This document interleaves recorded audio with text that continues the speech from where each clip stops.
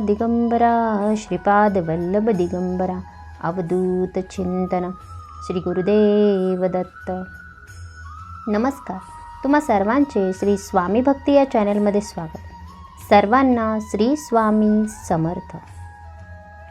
आज मी तुम्हाला उद्या सर्वपित्री अमावस्येला काही गोष्टी करायच्या आहेत, काही उपाय करायचे आहेत। ते उपाय काय करायचे आहेत, कशा पद्धतीने करायचे आहेत, हे उपाय केल्याने काय होते याविषयी सविस्तर माहिती सांगणार आहे। त्याचबरोबर उद्या आहे सूर्यग्रहण, ते काय करायचे आहे त्याविषयीची देखील माहिती आजच्या व्हिडिओच्या माध्यमातून सांगणार आहे। आपण जर माझ्या चॅनेलवर नवीन असाल तर नक्कीच माझ्या चॅनेलला पहिल्यांदा सबस्क्राईब करा आणि जवळील बेल आयकॉन नक्की प्रेस करा, म्हणजे जेव्हा माझे नवीन व्हिडिओ अपलोड करेन चॅनेलवर तेव्हा त्याचे नोटिफिकेशन तुमच्यापर्यंत येत राहील।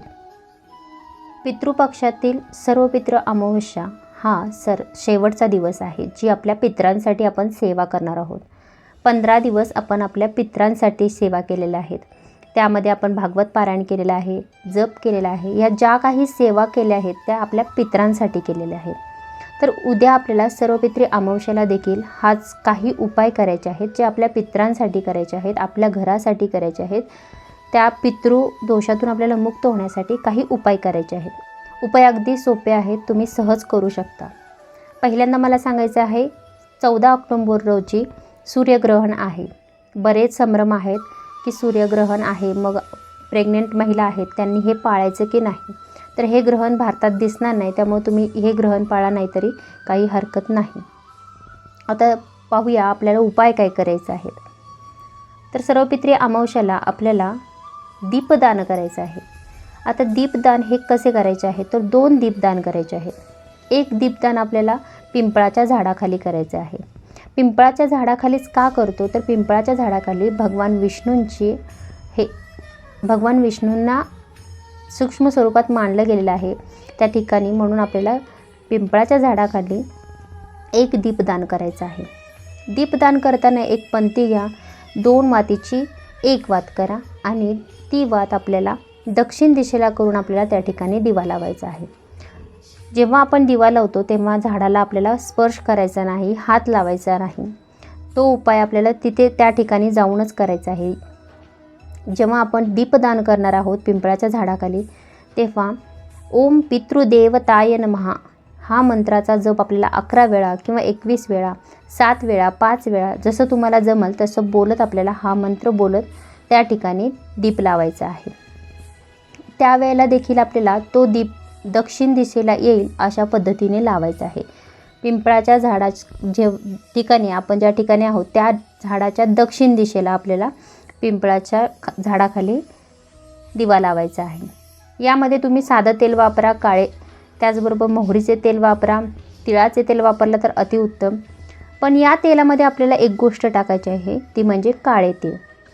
काळे तीळ हे आपल्या पितरांच्या स्मरणात आपल्याला त्या ठिकाणी आपल्या जे दिवा लावणार आहे त्या तेलामध्ये आपल्याला टाकायचे आहेत। पितरांच्या स्मरणात आपण जे दान करतो त्या दानाला सर्वश्रेष्ठ दान देणं असं बोललं जातं, त्यामुळे आपण दीपदान अवश्य उद्या करायचे आहे। आता दुसरा दीपदान कुठे करायचा आहे, तो आपल्या घराच्या उंबरट्याच्या बाहेरील बाजूला दक्षिण दिशेलाच। तशीच पद्धत आपल्या घराच्या बाहेर दीप लावायचा आहे दक्षिण दिशेला करून, आणि त्यावेळेला देखील आपल्याला ओम पितृदेवताय नमः या मंत्राचा जप करायचा आहे। दीपदानाचा उपाय हा शक्यतो करून आपल्याला सायंकाळच्या वेळेला आपल्याला दीपदान करायचं आहे। जसं आपण पिंपळाच्या झाडाखाली दीपदान करणार आहे त्याच पद्धतीने आपल्याला आपल्या घराच्या उंबरट्याच्या डाव्या बाजूला, म्हणजे आपण जेव्हा घरातून बाहेर जातो ती आपली डावी बाजू, त्या डाव्या बाजूला आपल्याला बाहेरील बाजूला दिवा लावायचा आहे दक्षिण दिशेला करून। तिथंही सेम आपल्याला तसंच करायचं आहे। तिळाचं, मोहरीचं, साधं तेल, कुठलंही तेल वापरा, त्याच्यामध्ये काळे तीळ टाकायचे आहेत आणि त्या दिव्याचं तोंड हे दक्षिण दिशेला ठेवायचं आहे। दिवा लावताना देखील आपल्याला त्याच मंत्राचा आपल्याला जप करायचा आहे, ओम पितृदेवताय नमः या मंत्राचा जप करायचा आहे। अजून एक असा प्रभावी उपाय आहे, तो म्हणजे आपल्याला तांदूळ घ्यायचे आहे एका प्लेटमध्ये, ज्याला आपण अक्षदा म्हणतो। प्लेन तांदूळ घ्या पांढऱ्या रंगाचे, त्याच्यामध्ये हळद कुंकू वगैरे काही टाकू नका। तांदूळ घ्या आणि त्या तांदळावर आपल्याला कापूर जाळायचा आहे। तुम्ही 2 कापराच्या वड्या जाळात, 5 जाळा चालेल। तो आपल्या उंबरठ्याच्या बाहेरील बाजूला आपल्याला हे कापूर जाळायचं आहे आणि हा कापूर जाळताना देखील आपल्याला ओम पितृदेवताय नमः याच मंत्राचा जप करायचा आहे. कारण ही सेवा आपण जे काही उपाय करतो ते आपल्या पितरांसाठी करतो आहे. आपल्या पितरांना सद्गती मिळावी, आपल्या पितरांची कृपादृष्टी आपल्यावर राहावी, आपल्या घरामध्ये सुख लाभावं, आपला जो वंशज आहे तो पुढं चांगला राहावा, यासाठी आपण आपल्या पितरांना प्रार्थना करतो आहे. आणि जेव्हा पितृ खुश असतात तेव्हा सगळं घरामध्ये अगदी तुमचा जो पितृदोष आहे तो देखील दूर होतो. त्यामुळे हे उपाय तुम्ही अवश्य उद्या सर्व पितृ अमावस्येला करायचा आहे. त्याचबरोबर आपल्याला आपल्या जो नारळ असतो तो नारळावर आपल्याला सर्व पितृ अमावस्येला आपल्या घरावरून उतारा करायचा आहे. नारळ घ्यायचा, नारळाची शेंडी असते ती आपल्या घराकडील बाजूला असावी आणि 7 वेळा श्री स्वामी समर्थ, श्री स्वामी समर्थ असा मंत्र जप करत आपल्याला तो नारळ आपल्या घरावरून उतरवायचा आहे. पूर्ण आपण बाहेरील बाजूला उभं राहायचं आणि तो नारळ आपल्या घरावरून उतरायचा. त्यानंतर तो नारळाचे आपण मोकळ्या जागी फेकून द्या किंवा डस्टबिनमध्ये फेका आणि पाय धुवून महाराजांना मुजरा करा. अमावस्याला हे आपण छोटे मोठे उपाय आपल्या घरासाठी करत आहोत, पितरांसाठी करत आहोत. तर अवश्य आपण हे जे काही उपाय आहेत हे अवश्य उद्या सर्व पितृ अमावस्येला नक्की करा. स्वामी तुमच्या सर्वांच्या सर्व चांगल्या इच्छा पूर्ण करोत ही स्वामींचरणी प्रार्थना.